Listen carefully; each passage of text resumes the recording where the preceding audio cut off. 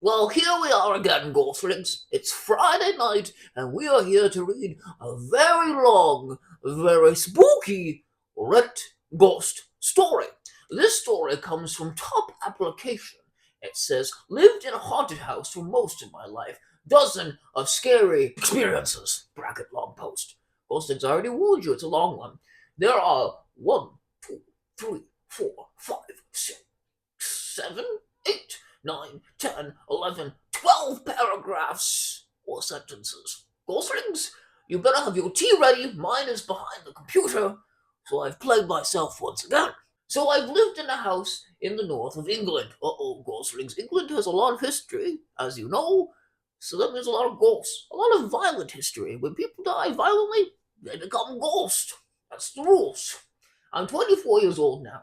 The amount of paranormal experiences I've had has been crazy. Goslings, it says here the earliest stories are from before I even gained sentience.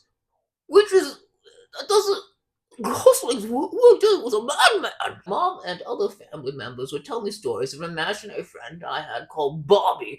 Goslings, the rule on imaginary friends are if the name is cool, it's a ghost. If it's Bobby, you're a madman. I have no collection of Bobby, of course not. Boring name means boring ghost. Is there a ghost? I only know what I am told. My mom says I would often be awake in the middle of the night, having crawled out of my cot and played in the pitch black of the upper landing. She asked me who I was talking to slash playing with. And I'd say Bobby and Daddy. My father died 2 months before I was born, and my mom kept this information from me as a child. I would sometimes wake her up at 2 a.m. and say, Mom, Bobby wants a bottle or he's gonna kill you. Goslings, this escalated from a nice imaginary friend story to murder? This is what I'm told. Creepy, right? This is actually in the house next door to the one I live in now. We lived there around 2 years. This is only the tip of the iceberg of what played out over the years. Now, Goslings, if you live in a house that is haunted, do not move to a house beside because it's got the same baggage. Assuredly. My earliest experience of haunting was the bathroom taps. I was a very scaredy kid, so I would sleep in my mother's bed a lot, probably for way longer than I should have. LOL. And I can remember for months at a time, every night as we would be going to bed, the taps in the bathroom would turn on ever so slightly at first, then progressively opening more and more. One of us would get out of bed and turn the taps off tight. It was very unsettling. Mom got a plumber out to look at the taps, and he looked at her like she was crazy when she told him the taps were turning on by themselves. Ghost thinks you don't hire a plumber to do a medium's job. You hire a medium to fix medium problems. You don't hire a medium to fix your pipes, because I did that one time, and the less said on that, the better, because I would get sued.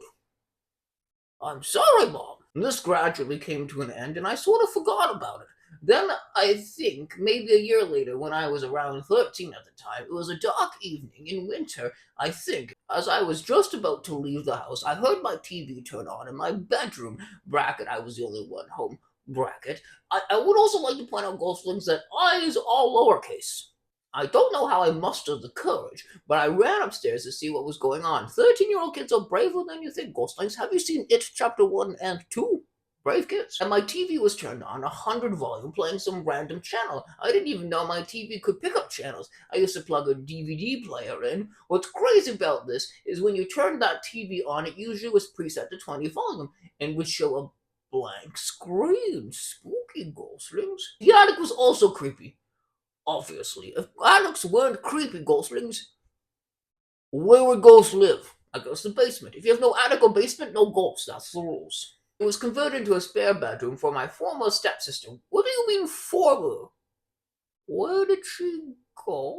And I used to stay up there with her. She was probably like 16 and I would have been about 10. This is out of chronological order, Ghostlings. They were 13 and now they're 10 again. Okay, Ghostlings, wrap your head around that. I remember one day a book falling off a shelf for no apparent reason, and I swear after she moved out, I would still hear footsteps through the ceiling and the sound of plug socket switching at night from up there. I don't know what a plug socket is. If anyone knows, Ghostlings, let this medium know. I wish this was it, but it actually gets a whole lot worse. Oh, Ghostlings, I'm excited. Hands down, the most terrifying experience were when my mom moved in with her new boyfriend. Uh-oh. We don't like new boyfriends, Goldstrings.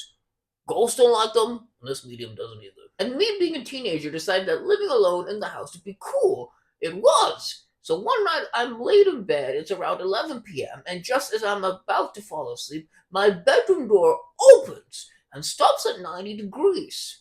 They say swing. I wonder if it swung slowly, because that's creepy, or was it quick? Actually, what is creepier, Ghost Rings? A door that opens slowly, like me right now? Or is it scary if it just went whoosh? Think about it, Ghost Rings. Doors click shut, and I swear to God there was not a single open window. And even if it was, the door had some friction from the carpet, so no amount of wind or draft would generate the force required to push the door open. I wasn't scared at the moment, though. I would be terrified, Ghost Rings. My mind was too perplexed to experience fear, I think. I sat up in bed and just stared at the door. After a few moments, it dawned on me how terrifying that was, and I went and stayed at my Nana's house. Ghostlings, that ghost got them really well. They opened the door just a little bit, and then their mind played tricks on them. 2 weeks later, exact same scenario. I'm in bed, about to fall asleep, and this time my TV remote just flies from the bedside table to the other side of the room. Ghostlings, the ghost is saying, turn on the TV, I'm bored. You'd be bored too if you had to live forever. Again, I went and stayed at my Nana's. My stepdad used to get mad at me for being scared of my room until he decided to stay in there one night after a fight with my mom. I have a lot more questions, Ghost Rings, but let's move on. He told my mom later he was so sorry for the way he's been with me about my room, and he was scared too and ended up staying downstairs. He was a big, bald, scary looking man, too. Ghosts don't care what you look like, they'll torment you anyway. That's a good thing about ghosts. They treat everyone equal. The final room experience I had was when I woke up at 3 a.m., the witching hour, one night, and for some reason I had the urge to look at the bottom of my room. First mistake, Goslings. If you have a creepy urge, don't follow it. I swear to God, I seen the outline of what looked like a woman. I could see long hair and a human outline figure. I laid my head back, realized what I'd seen, lifted my head again, and the ghost was still there. My fight or flight response kicked in, and I lunged off the bed to punch whatever was standing there. Obviously, there was nothing there. I had just punched the air. I did actually go back to sleep. The ghost as Bobby by this point. I had come to terms with the fact I have my own ghost that used to be my friend too. So when I was about 20, I got into the habit whenever I was drunk. Okay. Of coming home and taunting Bobby. Ghostlings, don't taunt ghosts. It never ends well. Every story that has taunting ends in darkness. So I would ask him to move stuff and then call him, I won't say it, when he wouldn't. I swear one night a cigarette I asked to move started rolling back and forth on the table in front of me, but no one believed me. Cigarettes do that naturally, Ghostlings. It's not that spooky. One night, things got real. We had a house plant in the front room. I had been talking to ghosts after coming home from the pub. All of a sudden, I see the leaves of this plant swaying as if something was caressing them. My heart sunk, and I stood up to have a closer look. Half terrified, half curious, I edged closer and closer. Next thing, a moth flew in the open door from the hall and landed on the ceiling lights. And right after that, I swear this on my father's grave, the lights in the house went crazy. They would all dim down and then brighten up like some sort of pulsing. Oh, that's spooky, Ghost Rings. Remember that if you're haunting someone, to make the lights go woo and then woo. You know what I mean? Every light in the house, the bathroom light, upstairs, the hallways, all of them. I bolted outside and ran to my stepdad's house with nothing but my house keys and phone. It became a common occurrence when I would get drunk and provoke the ghost. Lights would flicker. I would end up shouting at the ghost to stop. He would not. I usually. Ghostlings, I'm seeing a pattern here that should be avoided. Scariest stories actually when my mom and stepdad were staying at home. I'd been drinking again. Maybe this person has a drinking problem, Ghostlings. They were upstairs asleep, and I was downstairs listening to music on the TV. I decided to test my ghostly friend once and for all with an Ouija board. Oh, Ghostlings. Oh, Ghostlings. If you learn nothing else from me, never, ever, ever play with a Ouija board ever. Never, ever, ever. I made it crudely from paper. Ghostlings, the mistakes this person is making. Started asking questions to Bobby. Nothing happened. That was until an hour later when I got up to use the bathroom halfway up the stairs. All I hear is this ginormous crash from downstairs, and it sounded like someone had launched a heavy glass table across the room. I didn't dare go down, and right away, so I opened my mom's door to see if they heard it too. They were fast asleep. I went downstairs reluctantly to check the noise out, and not a single thing was out of place. I've been scared in the house more times than I can remember. These experiences will all come with a sickening, foreboding feeling. Best way to describe it would be get out of there feeling. Ghost rings, I don't know if I believe this story. A lot of the issues are aligned with this person drinking, and not that drinking can cause you to have hallucinations. I'm not saying that.